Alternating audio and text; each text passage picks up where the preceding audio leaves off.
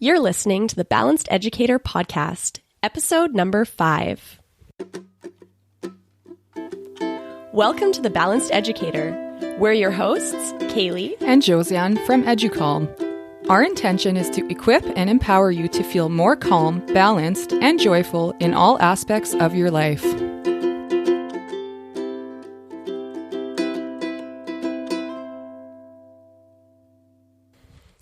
In this episode, we'll be talking about experimenting with creating a morning routine. And that's routine spelled R-O-O-T-I-N-E. Let's get started. So, Josiane, can you explain to us why we spell routine this way? We spell it this way because we know how important it is to really root down at the beginning of the day, root down in joy so that the rest of our day goes really well and we go through it with lots and lots and lots of joy. I love that. So it's almost like we're setting our intention or kind of like planning how we want our day to go, yes. Setting ourselves up for success. Yes.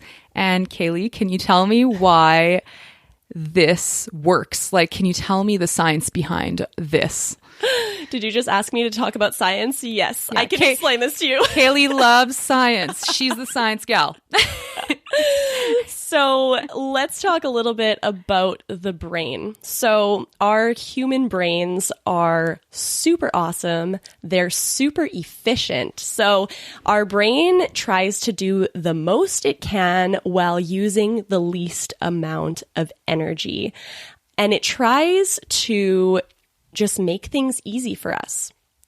So when we're going about our day, there is billions of pieces of information that are coming at us in every second. So if you can just think about like right now in this moment, your brain is trying to process everything that's coming from your 5 senses. So you've got smells, you've got sights, you've got sounds, you've got the feeling on your body, you've got all this stuff going on, and your brain just isn't capable of processing all of these things at the same time. So what your brain has to do is it has to make a decision about what it thinks is important for you to notice and what it thinks isn't important for you to notice. Now, the cool thing is that you can train your brain and teach it the things that you want it to notice and teach it the things that aren't as important. So when we're learning something new, we're building new connections in our brain. So for example, when you're a kid, I don't know if it was like this for you, Josiane, but I remember my parents making me memorize my phone number. So in the beginning, it's just this jumble of numbers, but then you repeat it over and over and over. And what happens is that your brain is making the same connections over and over and over. And so therefore it decides, oh, this is an important connection for me to keep. I'm going to keep, it's almost like a road. It's like building a road from me to you. And I've walked this road so many times that it has become, a path through the forest. And then I continue walking it and it widens and it deepens and it becomes this well-trenched path in my brain. So we're able to tell our brain what is important to remember. So how does this apply to this morning routine we're talking about? So like I said, our brain is really efficient. It's trying to decide what's important to notice and what isn't important. So another example, okay, you put on your sweater in the morning, and when you first put it on, you can feel the sensation of your clothes against your skin, right? For the first couple seconds. And then after that, you don't notice it anymore, like unless it's a really scratchy wool sweater, right? So because your brain has noticed a change and then decided when you first put on the sweater and then decided after a couple seconds, oh, nothing's changing here. This is normal. I don't need to pay attention to this anymore. So it isn't being noticed by your conscious mind. So how can we use this to our advantage now, knowing that this is how our brain works, that it's just trying to be efficient and notice the things that we want it to notice? Well, we tell it what to notice. So we can do that by creating a morning routine and noticing the things that we want to continue noticing throughout the day. So I'm going to give you a fun experiment. Okay. You ready? Yeah. I don't know. So one thing we can try to do to see how this works is in the morning, if you decide, today I want to see the color blue a lot. So you just decide, you just say to your brain, okay, let's notice the color blue today. I bet you're going to notice blue all over the place. All of a sudden, you're seeing blue in places that you've never noticed it before. It's like the same thing as if you get a new vehicle. At first, you didn't notice that there's all these people that have this vehicle because it wasn't interesting or important to your brain. Your brain wasn't like, oh, that's an important detail I need to take note of, because you didn't train it to notice it. Once you get a new vehicle, right? Or you just got a new vehicle not long ago. Totally. Yeah. I notice so many others of the same, right? Yeah, exactly. Just simply because you've told your brain that this is an important detail to notice. So it does it for you. How cool is that? So awesome. So, Josiane, I've explained this to you so many times. So how are you using this knowledge to your benefit? What are you telling your brain to notice? So every morning I do things that bring me joy. First thing in the morning, I just do anything that feels good that day that's going to make me feel in my most joyful state. And then because I'm feeling so good first thing in the morning, it continues that way. And I continue to feel joyful because I told my brain to feel that way. Yeah. I love that. I nerd out so much by how we can use our brain as a tool, because the brain seems really complex, but once we understand how it works, we can use its amazing talents to our abilities. So you're training your brain in the morning to notice things that bring you joy. Yes. And what I notice is, because I've been doing this for a long time, I'm in that state so often now, right? Like, because I practice it every day. Every morning I tell my brain to be joyful, to be happy, right? And then it continues throughout my day. But the more I do it, the more I can stay in that state for longer periods of time throughout the day.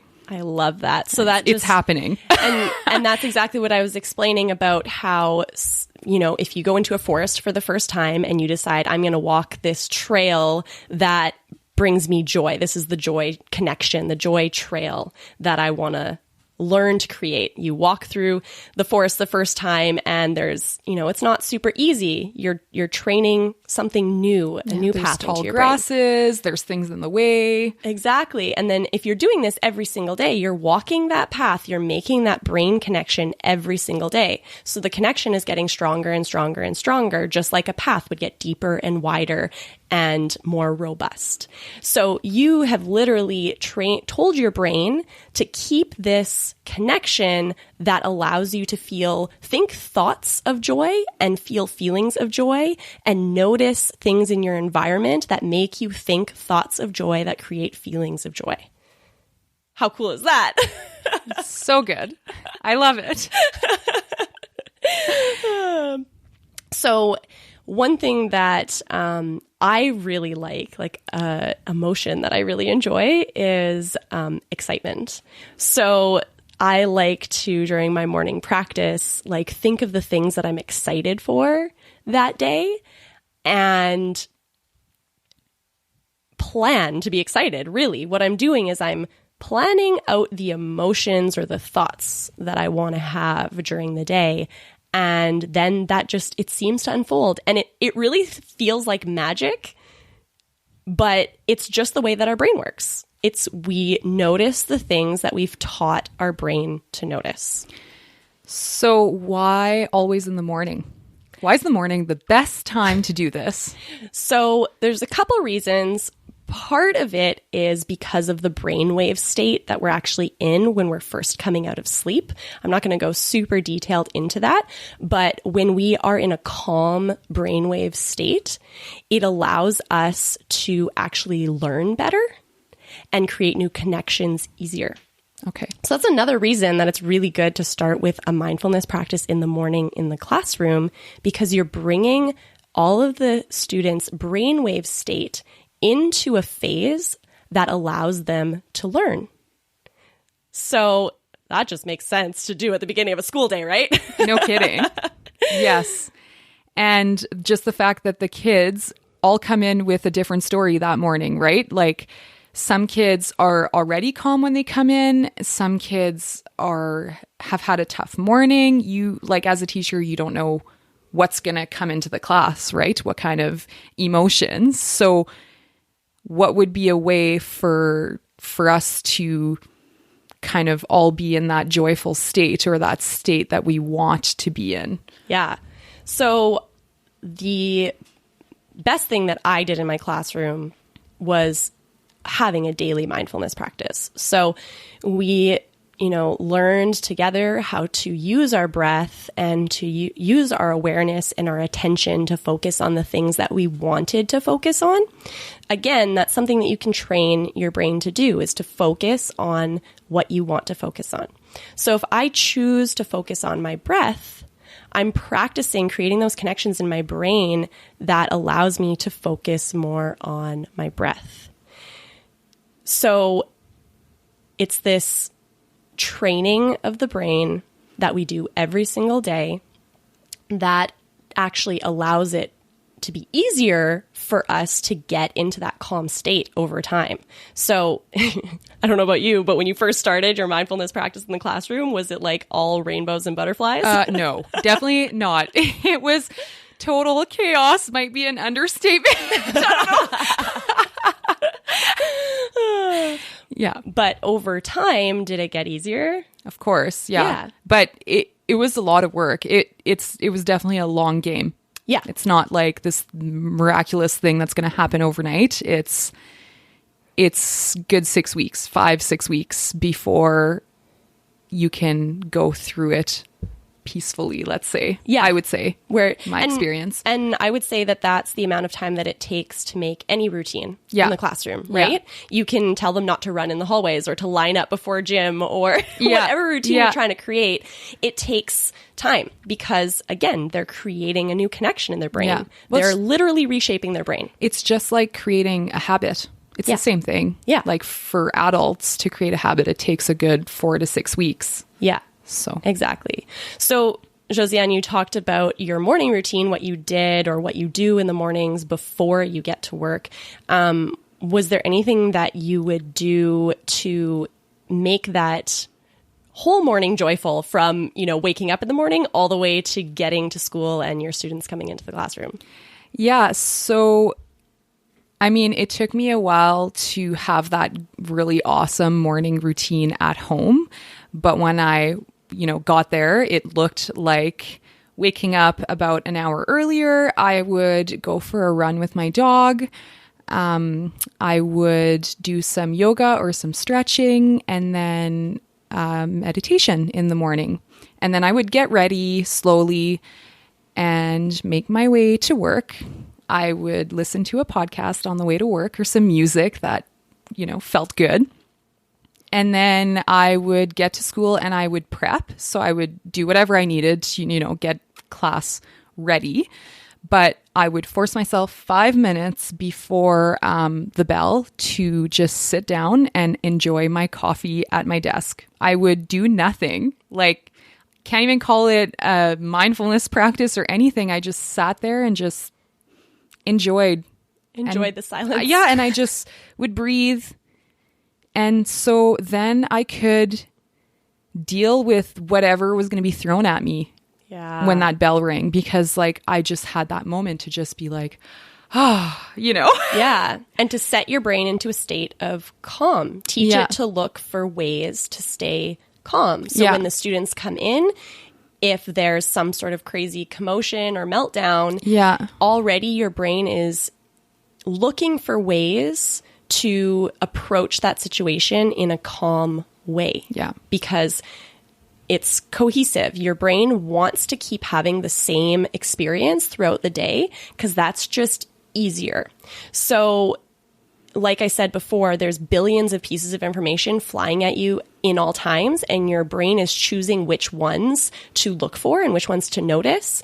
On top of that, it's trying to create an experience that is cohesive, meaning it's pretty similar throughout the day, because that's easier to process than to process a flip into a new direction.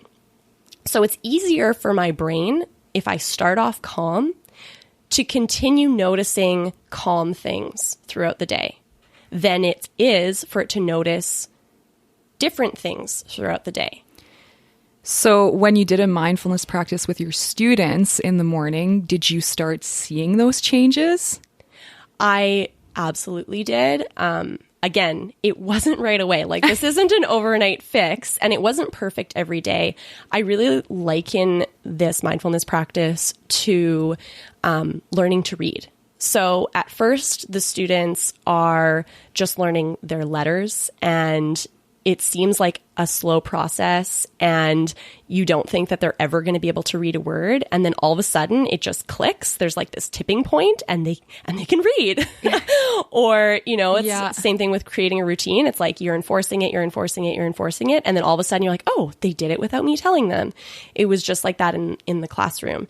So, when we started off with the mindfulness practice, once we got to the point that they were used to the routine, they knew to come in, sit down, get ready for our 5 minutes of practice. And the days really did go smoother. They really did. The meltdowns were less. The intensity was less. And when there were problems, they de-escalated a lot faster. Yeah. I would actually sometimes see that my students, something was going on. I wasn't involved, but it was happening in the classroom. So I would just observe, and you could tell that they were getting frustrated or angry about something. And all of a sudden you could see it in their eyes that, like, all of a sudden they're like, oh, wait, I have tools to deal with this. And all of a sudden you could just see them like relax a little bit, or sometimes remove themselves from the situation. Mm-hmm. That was so fascinating for me to see. Yes. That they were actually gaining that self-regulation. Yeah. Yeah. And it's not because I was telling them to do it a certain way. It's just because they had the tools already in their back pocket from the mindfulness practice from the morning. Yeah. But that took a while. Yes. That was maybe months even of practice where I saw it to that extreme. Yeah. But what a beautiful gift to give a child, right? Yeah.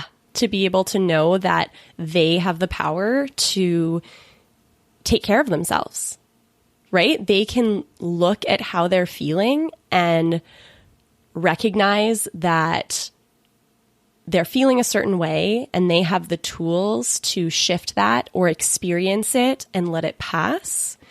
That's huge. And that's a skill that they can take with them for the rest of their lives. And that's something that just started with a morning routine. Yeah.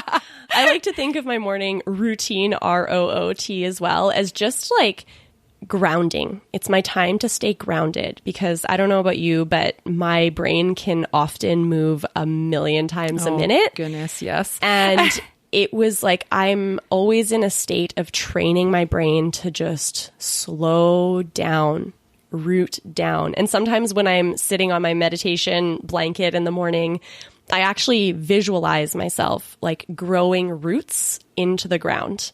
And that just feels so nourishing to me and settling.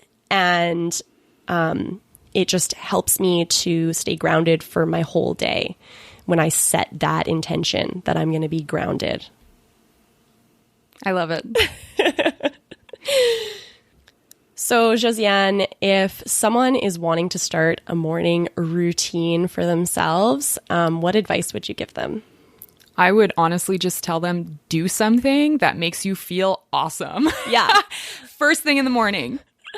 Yeah. Like, and it can be anything. It doesn't even matter what it is. It doesn't have to be meditation. It can be like listening to your favorite song, or like eating chocolate cake for breakfast. Yeah.